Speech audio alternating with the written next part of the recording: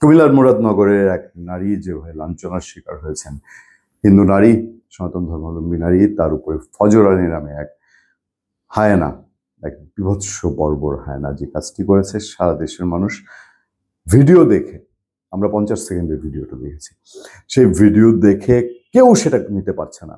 একটা অসুস্থ video.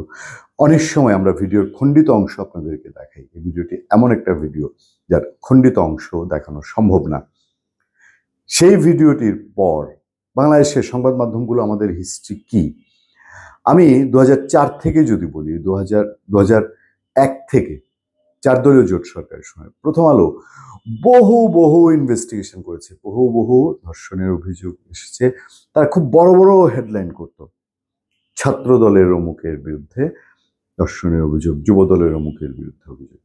Awami League government এসছে, আওয়ামী লীগ গভর্নমেন্টেও তারা খুব করতো এইভাবে, কোনো না কোনোভাবে ইনভেস্টিগেশন একটা পার্টে কারো মুখ দিয়ে একটু বলিয়ে অথবা কোনো একটা ডকুমেন্ট দাঁড় করিয়ে তারা বলতো, রাজনৈতিক পরিচয়টা তুলে ধরতো আগে, যে ছাত্রলীগের, যুবলীগের এই ছেলে ধর্ষণের দায়ে অভিযুক্ত। এই দুই দলের ছেলে পেলেই যথেষ্ট হয়েছে। এই ধরনের অসংখ্য ঘটনা, দেশ তোলপাড় করা ঘটনা আছে।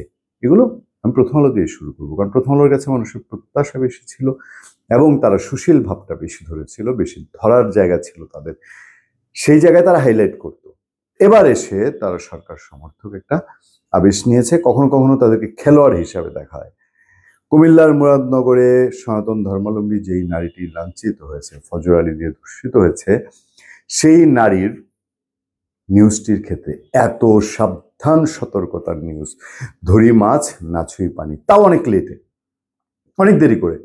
তারা নিজস্ব কোনো ইনভেস্টিগেশনের দিকে যায়নি, শুধু পুলিশের বরাত দিয়ে ইনভেস্টিগেশন করেছে। শুধু কেন প্রথম আলো বলবো, বাংলাদেশের সংবাদ মাধ্যমে আমি অন্তত আমার জায়গা থেকে 28 জুন 2025 রাত পর্যন্ত 12টা পর্যন্ত ম্যাক্সিমাম মেইন স্ট্রিম মিডিয়াতে খবরটি দেখিনি। bdnews24.com সহ টুকটাক দু এক জায়গায় ছিল। এর কারণ কি? এরপর যখন খবর আসা শুরু করেছে, 3 জন গ্রেফতার, দৈনিক যুগান্তর দেখবেন এই ধর্ষণের ঘটনায় ইনভেস্টিগেশন তো দূরের কথা, ঘটনাটার নিউজটা করেনি, নিউজে হেডলাইনই করেছে ওই ঘটনায় 3 জন গ্রেফতার।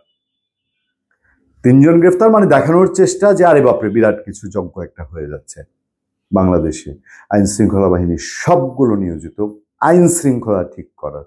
কুমিল্লার এই বর্বর ফজর আলী সে গিয়ে যেই আবদার বলতে পারেন, এটা একটা মামুবাড়ি আবদারের মতো, এটা যেন তার রাইট, ওই নারীকে তার সাথে এরকম একটা জঘন্য কাজে সম্মতি করে যেন রাইট, তার রাইট দেয় না এরকম একটা ব্যাপার, দরজা ভেঙে সে তার রাইট নিয়েছে, এরকম না সিচুয়েশনটা?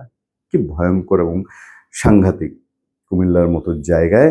এবং এটা প্রত্যন্ত কোনো চরে না, দুর্গম কোনো বনে না, কুমিল্লার মুরাদনগর, এবং তার আশেপাশে মানুষজন আছে।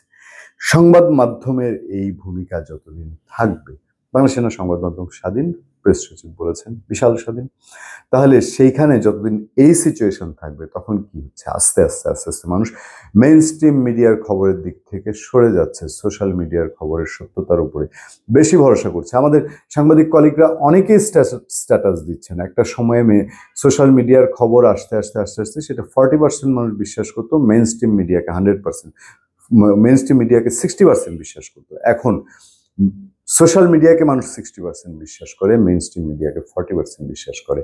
কুমিল্লার মুরাদনগরের ঘটনাটা সেটা আবারও প্রতিষ্ঠিত করলো কিনা। ভালো থাকবেন, সুস্থ থাকবেন। আপনার সাথে আমি আতিক রহমান, পূর্ণিয়া।